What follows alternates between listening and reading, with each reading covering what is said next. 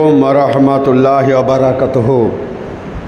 এখন আপনাদের সামনে আল মাদ্রাসাতুল কাদিরিয়াতুল মুস্তারশিদিয়ার শিক্ষক, হাওড়া জেলার অন্তর্গত সাকরাইল নিবাসী জনাব মাওলানা সিরাজ আলী কাদেরী সাহেব বক্তব্য রাখবেন। এখন আপনাদের সামনে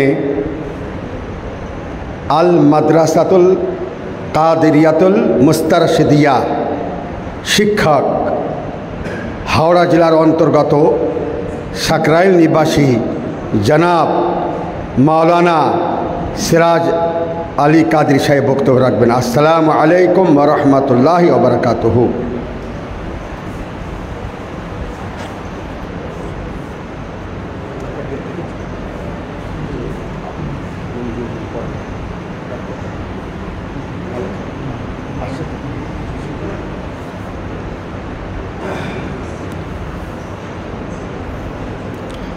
أعوذ بالله من الشيطان الرجيم بسم الله الرحمن الرحيم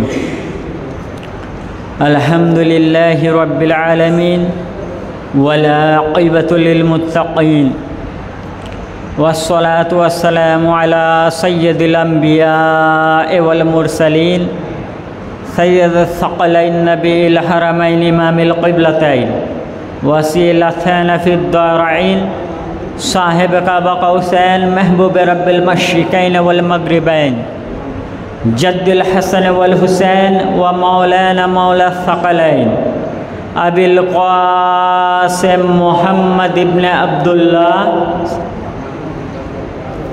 वल आलिहि तय्यबीन अत्ताहिरीन अल मासूमीन व अस्हाबिहिल मुक़र्रबीन व अब्निहिल करीमिल गौसिल आज़मिल ज़िलानी अल बगदादी अला जद्दी नबीना अलैहि सलातु व तस्लीम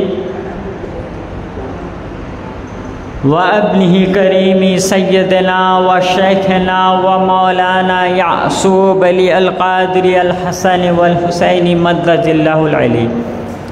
अम्मा बाद फ़अऊज़ु बिल्लाहि मिनश शैतानिर रजीम बिस्मिल्लाहिर रहमानिर रहीम व इन्नी लगफ़्फ़ारु लिमन ताबा व आमना व आमिला सालिहन सुम्मा इह्तदा। सदक़ल्लाहुल अज़ीम व सदक़ा रसूलुहुल अमीनुल करीम। नहनु अला मिनश शाहिदीन व मिनश शाकिरीन वल्हम्दुलिल्लाहि रब्बिल आलमीन। इन्नल्लाह व मलाइकतहु युसल्लूना अलन नबी या अय्युहल्लज़ीना आमनू सल्लु अलैहि व सल्लिमू तस्लीमा। सकले उच्च स्वरे नबी व आले नबी के हाजिर व नाजिर मेरे दुरूद पाक पढ़ुन। अल्लाहुम्मा सल्ले अला मौलाना मुहम्मद व अला आले मौलाना मुहम्मद सल्लल्लाहु ताला अलैहि वसल्लम। मुअज्जज हाजिराने मजलिस এবং আমার আওয়াজ যত দূর পর্যন্ত পৌঁছাচ্ছে সকল পীর ভাই বোনদের জানাই আসসালামু আলাইকুম ওয়া রাহমাতুল্লাহি ওয়া বারাকাতুহু এবং পবিত্র উর্স পাকের অভিনন্দন ও মোবারকবাদ। মুআজ্জাজ সামিন কিরাম, আমি আপনাদের সামনে খুবই সংক্ষেপে কিছু আলোচনা করব। যদি আমার প্রিয় মুর্শিদ পাক নজরে করম করেন, যদি তানার দয়ার দৃষ্টি এই গুনাহগারের উপর হয়, তো দরুদে পাক পড়তে বললাম। তো দরুদে পাকের ফজিলত কি জানেন? ইমাম জাফর সাদিক আলাইহিস সালাম বলেন, যদি কোনো ব্যক্তি নবী ও আলে নবীকে ভালোবেসে একবার যদি দরুদে পাক করে তো তার 500 বছরের গুনাহ আল্লাহ তাবারক তাআলা মাফ করে দেন। কত বছরের? 500 বছরের। আচ্ছা, আপনি কি 500 বছর বাঁচবেন? বাজবেন না। কিন্তু দরুদে পাকের ফজিলত দেখেন, ইমাম পাক বর্ণনা করছেন যে একবার ভালোবেসে পড়বে।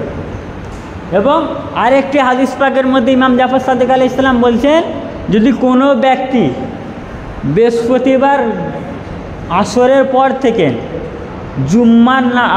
জুম্মার দিনের আসরের আগ পর্যন্ত যদি কোনো ব্যক্তি নবী ও আলে নবী পাককে ভালোবেসে যদি 100 বার দরুদ পড়ে, তো আল্লাহ তাবারক তাআলা তার 100টা মনের ইচ্ছাকে পূরণ করে দেয়। তো দরুদে পাকের ফজিলত কত! দরুদে পাকের এত ফজিলত যে বলে বর্ণনা করা যাবে না। আপনি যে দোয়া করছেন, অনেকের অবজেকশন থাকে আমরা দোয়া করি, অনেকের আকাঙ্ক্ষা 1000টা দোয়া করলাম, একটা দোয়া কবুল হলো, 100টা দোয়া করলাম, একটা দোয়া কবুল হলো, এবং 99টা দোয়া কবুল হলো না। অনেকের মনের হয়তো, আমাদেরও হয়, অনেক দোয়া করি আল্লাহর কাছে, আল্লাহ আমাদের এই দেন, হে আল্লাহ আমাদের এই দেন, সমস্ত কিছু চাই, তো চাওয়ার পরও পাই না। কেন পাই না? কেন পাই না? নিশ্চয়ই আমাদের চাওয়ার মধ্যে ভুল আছে, নিশ্চয়ই সেই কারণে পাই না। তো ইমাম হাইসেমি রহমতুল্লাহ আলাইহি তাঁর মজমাউজ জাওয়ায়েদ খণ্ড নম্বর 9 পৃষ্ঠা নম্বর খণ্ড নম্বর 10 পৃষ্ঠা নম্বর 168 মধ্যে মাওলা আলী আলাইহিস সালাম থেকে বর্ণনা করেন। তো ইমাম আলী আলাইহিস সালাম বলেন, আন আলী আলাইহিস সালাম কুল্লু দুআইন মাহজুবুন আনিস সামাই হাত্তা ইউসাল্লি আলা মুহাম্মাদিন ওয়া আলা আলে মুহাম্মাদিন। যে ইমাম আলী আলাইহিস সালাম বলছেন যে সমস্ত দোয়া আসমানে ঝুলন্ত অবস্থায় থাকে। কোথায়? আসমানে। বলছেন সমস্ত দোয়া আসমানের ঝুলন্ত অবস্থায় থাকে। কতক্ষণ পর্যন্ত? হাত্তা ইউসাল্লি, যতক্ষণ পর্যন্ত তোমরা নবী এবং আলে নবীর উপর দরুদ পাঠ করবে। কতক্ষণ পর্যন্ত আসমানের ঝুলন্ত অবস্থায় থাকবে? আমরা দোয়া করছি যে আল্লাহ, আমরা আজ উর্স পাকে এসেছি, তো কত মনের আশা নিয়ে চাইছি, তো যে গৌসে সানি পাক আমার চাকরি হোক, আমার কাজ হোক, আমি পরীক্ষায় পাস করতে পারি, আমাকে সন্তান দান করেন, আমরা এত কিছু দোয়া চাইছি। তো ইমাম আলী আলাইহিস সালাম বলছেন, তো আপনারা যতই দোয়া চাইছেন সব দোয়া সেই আসমানের মধ্যে ঝুলন্ত অবস্থায় আছে। কখন পর্যন্ত? যতক্ষণ না তোমরা নবী এবং আলে নবীর উপর দরুদ পড়বে। যতক্ষণ দরুদ পড়বে না ততক্ষণ ঝুলন্ত অবস্থায়। যখনই দরুদ পড়ে নেবে সেই দোয়াটা আসমানে আরশে আজিমে চলে যাবে। আল্লাহ তাবারক তাআলা কী করে নেন? কবুল করে নেন। তো দরুদে পাকের ফজিলতে এবং হাদিস পাকের মধ্যে রয়েছে, যখনই দোয়া চাইবেন প্রথমে বিসমিল্লাহ শরীফ পড়লেন, তারপরে দরুদে পাক পড়লেন, এবং দোয়া শেষ করার আগেও দরুদে পাক পড়ার কথা বলা হয়েছে। কারণ কি? কারণ একটাই, যে সমস্ত দোয়াকে কবুল করাই কে? দরুদে পাক। তো যাই হোক, আর একবার নবী ও আলে নবী পাককে হাজির নেজির জেনে দরুদে পাক করুন। আল্লাহুম্মা সাল্লি আলা সাইয়্যিদিনা ওয়া মাওলানা ওয়া নবিয়িনা ওয়া শাফিয়িনা মুহাম্মাদিন মাদিনিল জুদ ওয়াল কারাম ওয়া আলা আলিহি ওয়া সাহাবিহি বারিক ওয়া সাল্লিম ওয়া আলা সাইয়্যিদিনা আল গাউসুল আজম ওয়া আলা আওলাদিহি সাইয়্যিদিনা আল মুর্শিদিনা আল মুকাররম। মুআজ্জাজ সামিঈ কিরাম, আমি আপনাদের সামনে যে আয়াত পাকটা তেলাওয়াত করেছি, সেই আয়াতে পাক হচ্ছে সূরা তহার 82 নম্বর আয়াত পাক। এই আয়াত পাকের মধ্যে আল্লাহ তাবারক তাআলা বলছেন, ওয়া ইন্নী লাগাফফারু লিমান তাবা ওয়া আমানা ওয়া আমিলা সালিহান। বলছেন, আল্লাহ বলছেন, নিশ্চয়ই আমি অত্যাধিক ক্ষমা করনেওয়ালা। কি বলছে? অনেক বেশি ক্ষমা করনেওয়ালা। কাদের? লিমান তাবা, যারা তবা করেছে, ওয়া আমানা, যারা ঈমান এনেছে, ওয়া আমিলা সালিহান, এবং যারা সৎ কাজ করেছে, সুম্মা তাদা, তারপর যারা হেদায়েতে রয়েছে। হেদায়েতে রয়েছে। তো আমার বক্তব্যের বিষয়বস্তু হচ্ছে যে আমরা হেদায়েত পাবো কি করে, এবং হেদায়েত পাবার পর সেই হেদায়েতের উপর থাকবো কীভাবে। দুটাই ইম্পর্টেন্ট। একটা হেদায়েত পাওয়াটা যেমন ইম্পর্টেন্ট, সেই রকম হেদায়েতের উপর মৃত্যু আগ পর্যন্ত থাকাও ইম্পর্টেন্ট। যদি আপনি হেদায়েত পেয়ে যান আর হেদায়েতের উপর না থাকেন, সে হেদায়েতের দাম নাই, সে হেদায়েতের দাম নাই। তো তার আগে হেদায়েতে থাকার আগে হেদায়েত কীভাবে পাবো এটা জানতে হবে। না জানলে পাবো কী করে?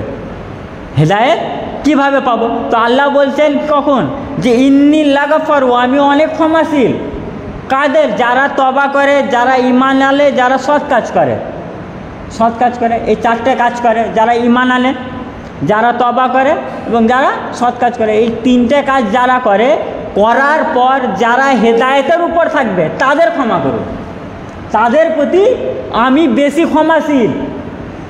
হেদায়েতে থাকতে হবে। হেদায়েতে যদি না থাকে তাহলে আল্লাহ ক্ষমাও করবেন না, আর তবাও কবুল করবেন না, আর আপনার ঈমানও কবুল হবে না। কারণ আল্লাহ শেষে এই শর্ত লাগিয়েছে সুম্মা ইহতাদা, হেদায়েতে থাকলে। তো এই আয়াত পাকের তাফসিরের মধ্যে ইমাম হাকিম মুস্কাহানি রহমতুল্লাহ আলাই তানার লেখা কিতাব সওয়াহিদুত তনজিল খণ্ড নম্বর 1 পৃষ্ঠা নম্বর 377 মধ্যে, এবং ইমাম আবু নাঈম ইসফাহানি রহমতুল্লাহ আলাই মানাজ্জালা মিলাল কুরআনে ফি আলির মধ্যে পৃষ্ঠা নম্বর 143 রওয়ায়াত করেন আন জাবিরিন ওয়া আন আবি জাফরিন ফি কওলুহু ওয়া ইন্নী লাগাফারু লিমান ক্বালা ইলা ওয়ালায়াতুন আহলাল বাইতি। হযরতে জাবির এবং ইমাম জাফর সাদিক আলাইহিস সালাম বলছেন যে আল্লাহ তাবারক তাআলা যে আয়াত পাকে বললেন যে আমি অনেক বেশি ক্ষমা করনেওয়ালা। কাদের? যারা তওবা করে, যারা ঈমান আনে, যারা সৎ কাজ করে। সুম্মা ইহতাদা, যারা হেদায়েতের উপর থাকলো। তো ইমাম জাফর সাদিক আলাইহিস সালাম বলছেন যে হেদায়েতের উপর থাকলো মানে হেদায়েতে কারা থাকবে? বলছেন ইলা উলায়াতুন আহলাল বাইতি, যারা আমাদের আহলে বাইতের বিলায়াতকে মানবে তারা হেদায়েতে থাকবে। যারা ইলা উলায়াতুনা আহলাল বাইত, উলায়াতুনা আহলাল বাইত, যারা আমাদের আহলে বাইতের বিলায়াতের উপর থাকবে তারা হেদায়েতে থাকলো। তার মানে হেদায়েত পেলো, হেদায়েত পেলো, হেদায়েত पर रहा, হেদায়েতের উপর থাকলো। তো হেদায়েত পাবে কোথ দিয়ে? আহলে বাইতের বিলায়াত যদি অন্তরে রাখে তাহলে হেদায়েত পাবে। কোথ দিয়ে পাবে? আহলে বাইতের বেলায়েত অন্তরে রাখলে তবে হেদায়েত পাবেন। তারপরে দেখেন এই আয়াত পাকের মধ্যে আরেকটা হাদিস পাক আছে, ওই হাদিস পাকে আরও পরিষ্কার। আন আবি জাররিন ফি কওলিল্লাহু তাআলা ওয়া ইন্নী লাগাফারু আল আয়াতু ক্বালা লিমান আমানা বিমা জাআ বিহি মুহাম্মদ ওয়া আদি আল ফরাইজ। যে হযরত আবি জার বলেন যে আল্লাহ তাবারক তাআলা এই ফরমান যে আমি ক্ষমাশীল যারা হেদায়েতের উপর থাকলো। তো বলছে যারা ঈমান এনেছে কিসের উপর? যেটি রাসূল পাক সাল্লাল্লাহু আলাইহি ওয়াসাল্লাম নিয়ে এসেছেন। ওয়া আদি আল ফরাইজ, এবং যারা যেই জিনিসগুলো রাসূল পাক ফরজ হিসেবে নিয়ে এসেছেন সেগুলো আদা করেছে, যেরকম নামাজ, রোজা, হজ, যাকাত, যেগুলো আমাদের উপর কি ফরজ। তো ওয়াদি আল ফরাইজ, যারা ফরজ আঞ্জাম দিয়েছে, যারা ফরজ আদা করেছে। তারপরে বলছে সুম্মা ইহতাদা, তারপর যারা হেদায়েতে থাকলো, হেদায়েত पर रहा। তো বলছে ক্বালা ইহতাদা ইলা হুব্বি আলি মুহাম্মাদিন। তো হযরত আবি জার বলছেন যে হেদায়েতের উপর তারা থাকবে, হেদায়েতের উপর তারা থাকবে, হেদায়েতের উপর তারা থাকবে। বলছে ইলা হুব্বু আলে মুহাম্মাদিন, যারা আলে মুহাম্মদ পাককে ভালোবাসবে, ভালোবাসবে। তো যার ইমাম পাক বললেন যারা আহলে বাইতের বিলায়াতকে অন্তরে তাসদিক করবে তারা হেদায়েতের উপর থাকবে, এবং যারা আহলে বাইত পাককে, আলে মোহাম্মদ পাককে ভালোবাসবে তারা হেদায়েতের উপর থাকলো। তা আলে মোহাম্মদ পাক, আহলে বাইত পাক কারা? ইমাম আলী আলাইহিস সালাম হচ্ছেন আলে মোহাম্মদ পাক, আহলে বাইত পাক। ইমাম হাসান পাক হচ্ছেন আলে মোহাম্মদ পাক, আহলে বাইত পাক। ইমাম হুসেন পাক হচ্ছেন আলে মোহাম্মদ পাক, আহলে বাইত পাক। হুজুর গৌসে পাক হচ্ছেন আলে মোহাম্মদ পাক, আহলে বাইত পাক। বর্তমান গদ্দি নসিন হুজুর পাক, ইনি হচ্ছেন কি আলে মোহাম্মদ পাক, আহলে বাইত পাক। তো ইনাদের ভালোবাসা যারা যারা অন্তরে রাখবে, ইনাদের বেলায়েত যারা যারা অন্তরে রাখবে তারা তারা হেদায়েতের উপর থাকবে এবং কি পাবে? হেদায়েত পাবে, হেদায়েত পাবে। তো আহলে বাইত, আলে মোহাম্মদ পাককে ভালোবাসলে আপনি কি পাবেন? হেদায়েত পাবেন। তো হেদায়েতের মধ্যে হেদায়েত পেয়ে গেলেন, তো হেদায়েত পাওয়ার পর হেদায়েতে এবার থাকতে হবে। হেদায়েত তো পেলেন, কারণ অনেক সাহাবায়ে কেরামরাও হেদায়েত পাওয়ার পর গুমরাহ হয়ে গেছে। অনেক সাহাবা, তার রাসূল পাকের হাদিস পাক আছে যে কালা হৌজা কৌশলের সামনে আমি হৌজা কৌশলের সামনে থাকবো, আমার সামনে একটা পাঁচিল উঠবে, পাঁচিল আসবে, আর আমার সামনে অনেক আমার সাহাবা থাকবে, আমি তাদেরকে চিনি, সে পাঁচিল উঠবে, তখন আমি আল্লাহকে জিজ্ঞাসা করবো, এই আল্লাহ ইনারা তো আমার সাহাবি, ইনারা তো আমার সাহাবি। তখন আল্লাহ তাবারক তাআলা বলবে যে এরা আপনার পরে আপনার দিন থেকে গুমরা হয়ে গেছে, এরা আপনার পরে দিন থেকে গুমরা হয়ে গেছে। তার মানে যারা হেদায়েত পেয়েছিল, সাহাবায়ে কেরাম তো হেদায়েত পেয়েছিলেন, তবে হেদায়েত পাবার পরেও তারা গুমরা হয়ে গেছে। তাহলে আমরা কেন গুমরা হতে পারবো না? অবশ্যই হতে পারবো। তো হেদায়েত পাবার পর হেদায়েতে কায়েম থাকাটাও একটা জরুরি, একটা ফরজ প্রত্যেক মুসলমানের উপর। তো হেদায়েতে কায়েম থাকবো কি করে? সেই কথাটা সূরা আলে ইমরানের মধ্যে আল্লাহ তাবারক তাআলা বলছেন কি, ওয়াতাসিমু বিহাবলিল্লাহি জামিয়ান ওয়ালা তাফাররাকু, আর তোমরা সমবেতভাবে আল্লাহর রশ্মিকে দৃঢ়ভাবে আঁকড়ে ধরো এবং পরস্পর বিচ্ছিন্ন হও না। সূরা আলে ইমরান 103 নম্বর আয়াত পাকের মধ্যে আল্লাহ তাবারক তাআলা বলছেন যে আল্লাহর রশ্মি, আল্লাহ বলছেন ওয়াতাসিমু বিহাবলিল্লাহ, যেটা আল্লাহর রশ্মি, সেই আল্লাহর রশ্মিকে তোমরা আঁকড়ে ধরো মজবুতের সাথে। আল্লাহ তাবারক তাআলা নিজের বান্দাদের হুকুম দিচ্ছেন, কেন? ওই রশ্মিটাকে আঁকড়ে ধরলে আমরা বিচ্ছিন্ন হব না, আলাদা হব না, দলাদলি হব না, একই জায়গায় সমবেত থাকবো। আজ যে দেখেন ইসলামের মধ্যে 73টা ফিরকা হয়েছে, 73টা ফিরকা, একটা ফিরকা জান্নাতি যাবে, 72টা ফিরকা কি জাহান্নামী। তো 73টা ফিরকা হয়েছে কেন, হবে কেন? এই কারণে যে তারা আল্লাহর রশ্মিকে আঁকড়ে ধরেন। আল্লাহ তো বলছেন ওয়াতাসিমু বিহাবলিল্লাহ জামিয়ান ওয়ালা তাফাররাকু, যে তোমরা আল্লাহর রশ্মিকে মজবুতির সাথে আঁকড়ে ধরো এবং নিজেদের মধ্যে দলাদলি করো না। তো যারা আর যে বিভিন্ন দল হয়েছে, তবলিগ জামাত হয়েছে, ওয়াহাবি হয়েছে, যত মতদর্শ হয়েছে, একমাত্র কারণ হচ্ছে আল্লাহর রশ্মিকে আঁকড়ে ধরে না বলে, আল্লাহর রশ্মিকে ছেড়ে দিয়েছে বলে, ছেড়ে দেওয়ার কারণে দল হয়ে গেছে। তো সেই আল্লাহর রশ্মিকে এই আয়াত পাকের তাফসিরে ইমাম সাআলবী রহমাতুল্লাহ আলাইহি তানার লেখা কিতাব তাফসিরে সাআলবীর মধ্যে লিখেন, আনিল ইমাম জাফর ইবনে মুহাম্মদ ক্বালা নাহনু হাবলুল্লাহিল্লাযী ক্বালাল্লাযী ওয়াতাসিমু বিহাবলিল্লাহি জামিয়ান ওয়ালা তাফাররাকু, যে ইমাম জাফর সাদিক আলাইহিস সালাম বলেন যে আমরা আল্লাহর সেই রশ্মি, আমরা আল্লাহর সেই রশ্মি, যে রশ্মিটি ধরার আল্লাহর হুকুম দিয়েছেন, আল্লাহ হুকুম দিয়েছেন, আমরা হচ্ছে আল্লাহ সেই রশ্মি, যেই রশ্মিকে সম্পর্কে আল্লাহ বলেন ওয়াতাসিমু বিহাবলিল্লাহ, যে তোমরা আল্লাহর রশ্মিকে ধরো। তো ইমাম পাক বলছেন ওই রশ্মিটা হচ্ছে আমরা, আমাদেরকে আঁকড়ে ধরো, আমাদেরকে আঁকড়ে ধরো। তো এই আল্লাহর রশ্মি কারা কারা?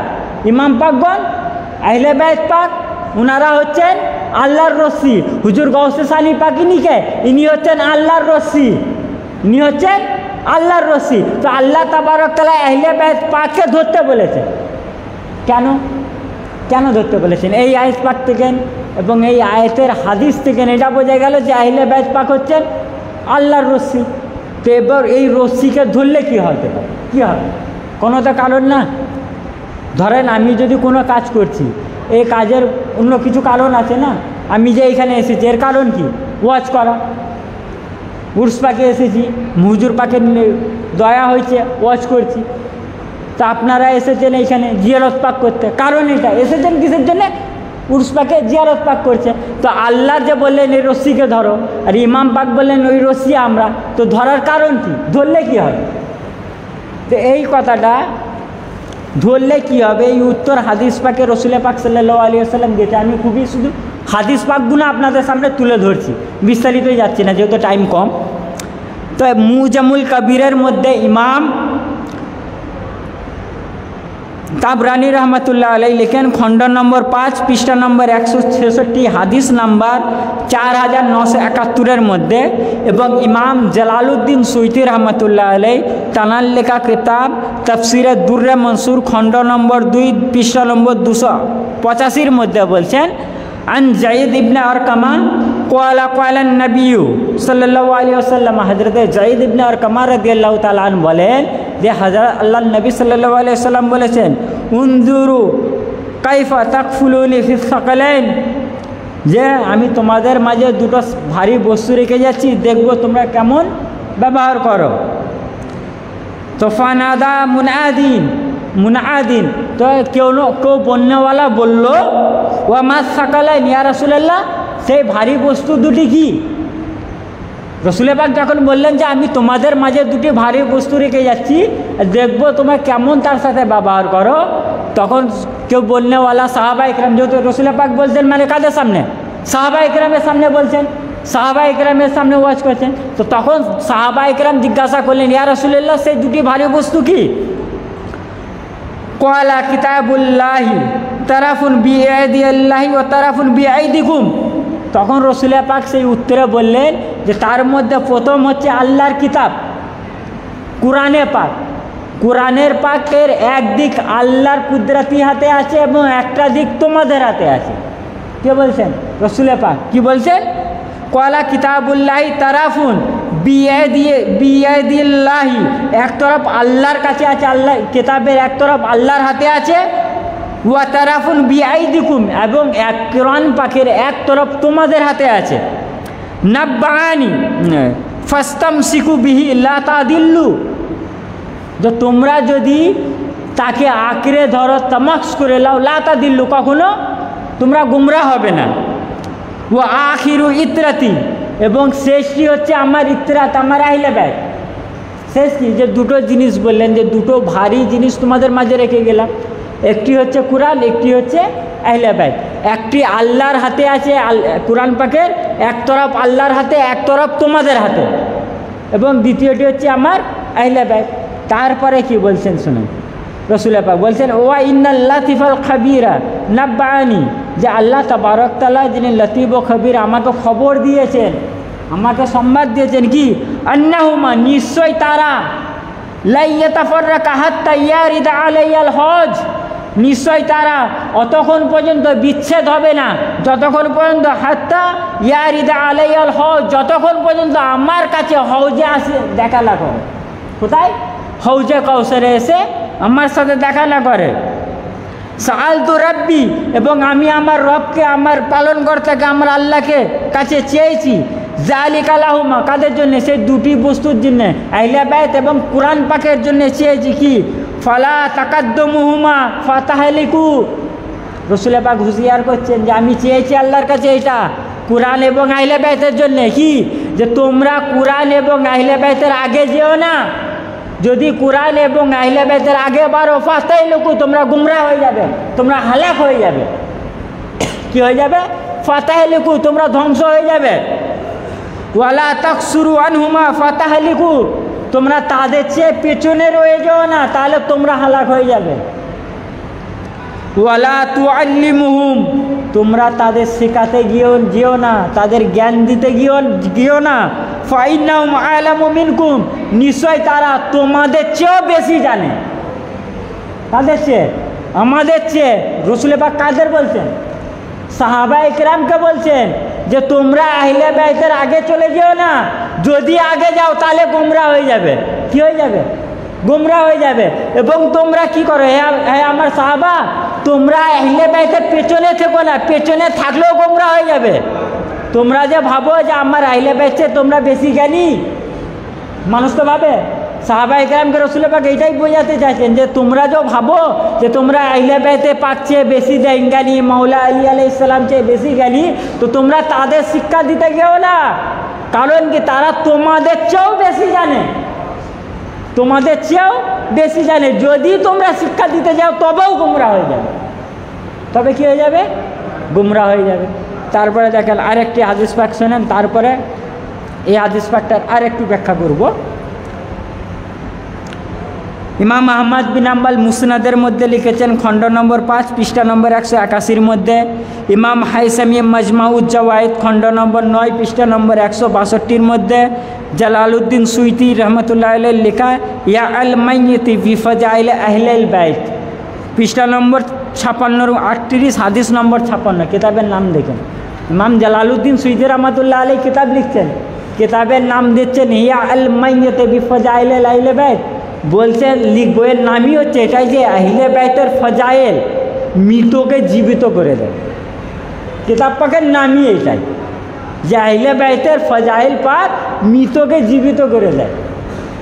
সেই কিতাবের মধ্যে লিখছেন, এবং এই হাদিসটা সহি হাদিস, সমস্ত রাবি শিক্ষা বলছে আন যায়েদ ইবনে সাবিতিন ক্বালা ক্বালা রাসূলুল্লাহ সাল্লাল্লাহু আলাইহি ওয়াসাল্লাম ইন্নী তারিকুন ফিকুম খলিফাতাইন।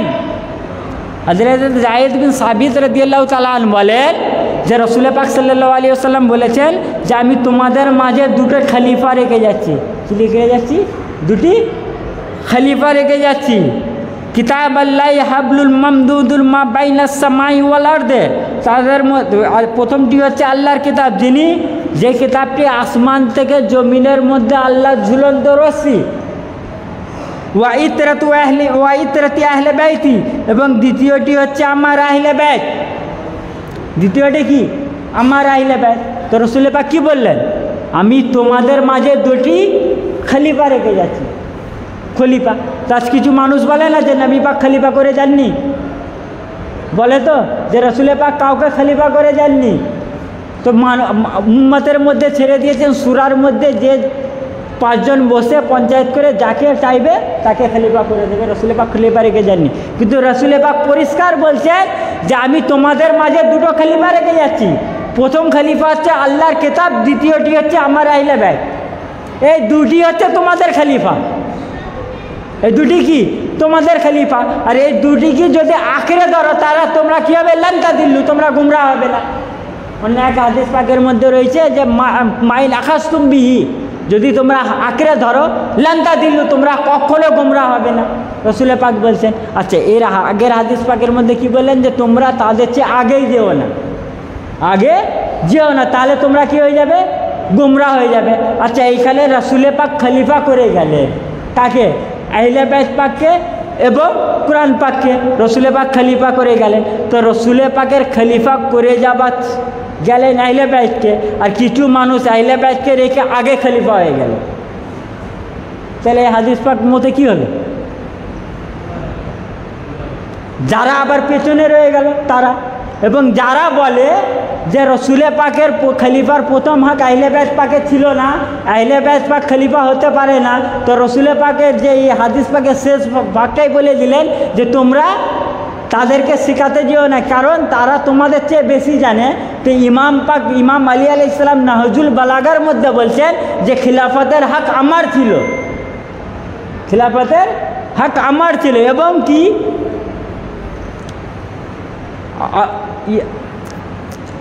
ইয়ার আলী খান নামি মুয়াবিয়ার জীবনীতে লিখেছে, এবং আল্লামা ইবনে কাসিরও তারিখে ইবনে কাসিরের মধ্যে লিখেছে যে মুয়াবিয়া মরার আগে এই কথা বলেছে ইয়াজিদকে যে এই খিলাফতের হক হচ্ছে কে? আহলে বাইত পাক। এই খিলাফতের হকদার কে? আহলে বাইত পাক। তো যারা আহলে বাইত পাকের হককে মেরে খেয়ে নিল তারা কি হয়ে গেল? এই হাদিস পাক অনুযায়ী তারা গুমরা হয়ে যাবে। তারপরে দেখেন, তারপরে রাসূল পাক কি বলছেন? ওয়া ইন্নাহুমা লা ইয়াতাফাররাকা হাত্তা ইয়ারিদা আলাইয়াল হজ, যে এবং এই কোরআন আর আহলে বাইত যদি তোমরা আঁকড়ে ধরো তো তোমরা গুমরা হবে না। কখন পর্যন্ত? যতক্ষণ পর্যন্ত এই দুটো আমার কাছে না এসে পৌঁছাও হওয়া কৌশলে, এরা অতক্ষণ পর্যন্ত বিচ্ছেদ হবে না, মানে আঁকড়ে ধরলে গুমরা হবো না। আচ্ছা ভাই, একটা প্রশ্ন এখানে ছোট করে, আমি নাদিম ভাইকে বললাম যে ইনার সাথে আমার বাড়ি চলে গিয়েও, আমি ওইখানে থাকবো। নাদিম ভাইকে বললাম যে ইনার সাথে আমার বাড়ি চলে গিয়েও। কেন বললাম? নিশ্চয়ই ইনি আমার বাড়ি জানে, ইনি আমার বাড়ি জানে, সেই কারণে তো রাস্তা জানে আমার বাড়ি, সেই কারণে ইনি নাদিম ভাইকে আমার বাড়িতে নিয়ে যেতে পারবেন। যদি ইনি রাস্তা না জানতেন তাহলে নাদিম ভাইকে আমার বাড়িতে নিয়ে যেতে পারতেন না। তো রাসূল পাক বলছেন যে তোমরা আঁকড়ে ধরো কোরআন আর আহলে বাইত পাককে। তার মানে কি? রাসূল পাক কি বলেছেন? যে আমি কাল আখিরাতের ময়দানে যখন তোমরা আমাকে খুঁজবে সকলে, আমি এক জায়গায় থাকবো। কোথায়? সেটা হচ্ছে হাউজে কাউসারে। সব জায়গায় খুঁজবে কিন্তু আমাকে পাবে কোথায়? হৌজে কৌসারে। তো রসুল পাক যে বললেন কুরআন আর আহলে বাইতকে আঁকড়ে ধরো, কুরআন আর আহলে বাইত কাল হৌজে কৌসারে আমার কাছে না মেলা পর্যন্ত এরা বিচ্ছেদ হবে না, জুদা হবে না। তো এটা কী করলেন? নবী পাক রাস্তা বললেন, রাস্তা দেখালেন। তার মানে কি? রসুলের পাকের এই কথা অনুযায়ী এই হাদিস পাক রসুলের পাক যে এই ইরশাদ পাক করলেন যে কুরআন আর আহলে বাইত হচ্ছে হৌজা কৌসার পর্যন্ত আসা না পর্যন্ত আমার সাথে বিচ্ছেদ হবে না। তার মানে রসুলের পাক এটা বলে দিলেন যে আমি হৌজা কৌসারে থাকবো, ওই রাস্তা কোনো মোল্লা জানে না, কেবলমাত্র আহলে বাইত পাক জানে। কারা জানে? আহলে বাইত পাক যা। যদি রসুলের পাক হৌজা কৌসারে থাকবেন, যদি আহলে বাইত পাক রাস্তা না জানতেন তো রসুলের পাক বলতেন না যে আহলে বাইত পাক হৌজা কৌসারে আমার সাথে এসে মিলবে, আমার সাথে এসে মিলবে। রাস্তা জানেন বলেই তো রসুলের পাক বলে দিলেন। তার মানে যারা যারা আহলে বাইত পাককে ধরবে, আমাদের হৌজা কৌসার পাক জাম করার বহু শখ, আমাদের সকলের ইচ্ছা কাল আখিরাতের ময়দানে আহলে রসুলের পাকের হাতে হৌজে কৌসার জাম পান করবো। তো রসুলের পাক বলছে এটা হচ্ছে সেই রাস্তা, কুরআন আর আহলে বাইতকে আঁকড়ে ধরো। এই রাস্তাটাও হচ্ছে ওই রাস্তায় যে রাস্তা আমার কাছে হৌজে কৌসারের কাছ পর্যন্ত এসে পৌঁছাবে। আর এই রাস্তা ধরে আসলে আমি তোমাদেরকে হৌজে কৌসারের জাম পান করাবো। এবং কি হবে? লাইয়াতাফাররাকা, কখনো গুমরা হবে না। তার মানে কি? আহলে বাইতকে ভালোবাসলে, আহলে বাইতকে আঁকড়ে ধরলে হেদায়েত পাবো, এবং আহলে বাইত পাককে ভালোবেসে আহলে বাইত পাকের বেলায়েতকে তসদিক করলে হেদায়েত পাবো। এবং আহলে বাইত পাককে যদি আঁকড়ে ধরি, কাল কিয়ামত পর্যন্ত হেদায়েতের উপর থাকবো, হেদায়েতের উপর কায়েম থাকবো। হেদায়েত পেতে গেলেও আহলে বাইতকে ভালোবাসতে হবে, এবং হেদায়েত পেয়ে কায়েম থাকতে গেলেও আহলে বাইত পাককে ভালোবাসতে হবে। দুটো সুরতে হর হালতে আহলে বাইতকেই আঁকড়ে ধরতে হবে, তবে আমরা হেদায়েত পাবো, তবে আমরা হেদায়েতের উপর থাকবো। আর যখনই এই আঁকড়ে ধরে যাব, ব্যাস আমি এই হাদিস পাকটা বলে আমার বক্তব্য শেষ করবো, টাইম শেষ হয়েছে। যখনই আহলে বাইত পাককে আঁকড়ে ধরবো, রসুল পাক সাল্লাল্লাহু আলাইহি ওয়াসাল্লামের হাদিস পাক ইমাম জালালউদ্দিন সুয়ুতী রহমাতুল্লাহ আলাইহি ইয়া আল মাইয়াত বিফজাইল আহলে বাইতের 32 পৃষ্ঠার মধ্যে, এবং খতিবে বাগদাদ তারিখে বাগদাদের দ্বিতীয় খণ্ডে 168 পৃষ্ঠার মধ্যে মৌলা আলী আলাইহিস সালাম থেকে বর্ণনা করেন, জান আলী ইবনে আবি তালিব আলাইহিস সালাম ক্বালা ক্বালা রাসূলুল্লাহ সাল্লাল্লাহু আলাইহি ওয়াসাল্লাম সাফাআতি লি উম্মতি, যে ইমাম আলী আলাইহিস সালাম বলেন যে আল্লাহর রসুল সাল্লাল্লাহু আলাইহি ওয়াসাল্লাম বলেছেন যে আমার সাফাত আমার ওই উম্মতের জন্য। কোন উম্মতের জন্য? মান হাব্বা আহলাল বাইতি, মান হাব্বা আহলাল বাইতি, যারা আমার আহলে বাইতকে ভালোবাসে তাদের জন্য আখিরাতের ময়দানে আমার সাফাত। রাসূল পাক তাদেরকে সাফাত করবেন প্রথম, যারা আহলে বাইত পাককে ভালোবাসে কাল আখিরাতের ময়দানে রসুল পাকের কাছে কী করতে চাইবে? সাফাত চাইতে চাইবে। আর রসুল পাক আল্লাহ পাক যারা বললেন ওয়াইন্নি লাগাফারো, নিশ্চয়ই আমি সব থেকে বেশি ক্ষমাশীল, সব থেকে বেশি ক্ষমাশীল। ও তাবা, যারা তবা করে, যারা ঈমান আনে, যারা সৎ কাজ করে এবং হেদায়েতের উপর থাকলো তাদের উপর। তো আল্লাহর সবচেয়ে বড় ক্ষমা কি? কাল আখিরাতের ময়দানে নবী পাক যাদের উপর সাফাত করবে, নবী পাক যাদের সাফাত করবে ওইটাই হবে আল্লাহ সবচেয়ে বড় ক্ষমা। আর নবী পাক বলে দিলেন যে আমি সর্বপ্রথম ওই উম্মতের সাফাত করব যারা যারা আমার আহলে বাইতকে ভালোবাসবে, যারা যারা আমার আহলে বাইত পাককে ভালোবাসবে আমি তাদের সাফাত করব। যারা যারা হুজুর গৌসে সানি পাককে ভালোবেসে আজ এইখানে এসেছে তাদেরও রসুল পাক সাফাত করবে। কারণ গৌসে সানি পাক কি? ইনি হচ্ছেন আহলে বাইত পাক। ইনাদের ভালোবাসা নিয়ে যারা ইন্তেকাল করবে রসুল পাক বলছেন তাদের সাফাত করবে। তাদের কি করবেন? সাফাত করবেন। তো আহলে বাইত পাক, আহলে বাইত পাক আলাইহিস সালামের ভালোবাসা হচ্ছে হেদায়েত পাবা, আহলে বাইত পাক আলাইহিস সালামের ভালোবাসা হচ্ছে হেদায়েতের উপর কায়েম থাকা। তো আজ আমরা আহলে বাইত পাকের কিসে তার উর্স পাকে এসেছি, ইনিও আহলে বাইত পাক। তো আহলে বাইত পাকের উর্স পাকে এসেছি। তো এই দ্বারে আমরা যা চাইব, আমরা যা চাইব তাই পাবো।